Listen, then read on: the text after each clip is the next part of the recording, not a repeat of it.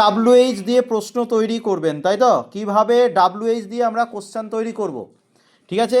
আগে স্ট্রাকচারটা আমি তোমাদেরকে কি লিখে দিয়েছি। স্ট্রাকচারটা হচ্ছে প্রথমে ডাব্লিউএইচ ওয়ার্ড, তারপরে কি হেল্পিং ভার্ব, তারপরে সাবজেক্ট, তারপরে তারপরে লাস্টে কি দিতে হবে কোশ্চেন মার্ক। তাহলে মোটামুটি এটা হচ্ছে তোমার স্ট্রাকচার। তাহলে আমরা দেখি যে তুমি কখন যাবে কি হবে বলো তো?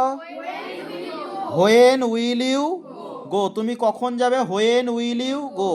তারপরে যদি বলা হয় কখন সে গিয়েছিল, তাহলে কি হবে? When did he go. কখন সে গিয়েছিল? When did he go. তাই তো? তুমি কখন খেয়েছিলে কি হবে?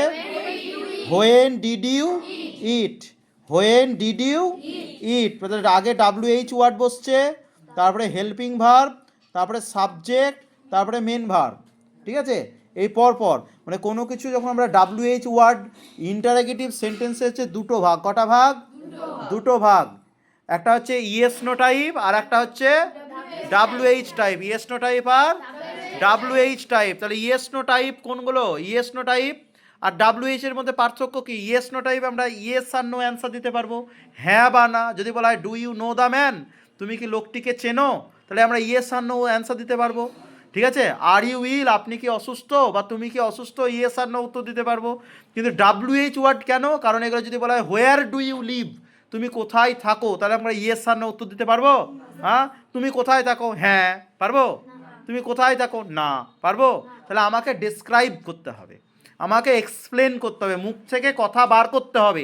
তার জন্য এগুলো হচ্ছে ডাব্লিউএইচ ওয়ার্ড, আলাদা ভাগ করা হয়েছে। অর্থাৎ কোনগুলো? যেমন তুমি কি করছো, হোয়াট আর ইউ ডুইং, ঠিক আছে? তুমি কি করছো, what are you doing.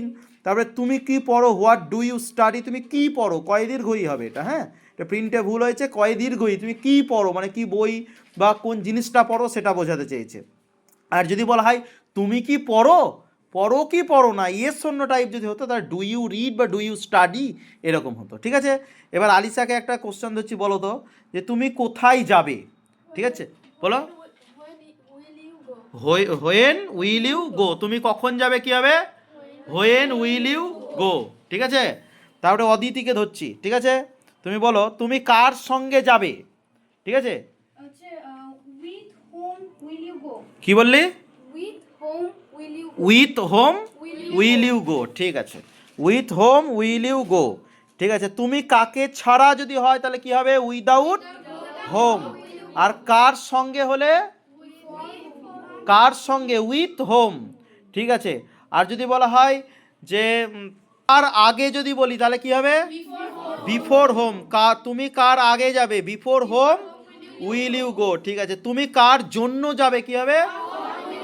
For whom will you go, ঠিক আছে? তুমি কিভাবে যাবে কি হবে? How will you go. How will you go. তাহলে ইন্টারোগেটিভ সেন্টেন্স দিয়ে আর কোনো অসুবিধা হচ্ছে? হ্যাঁ, সহজ লাগছে তো? ঠিক আছে।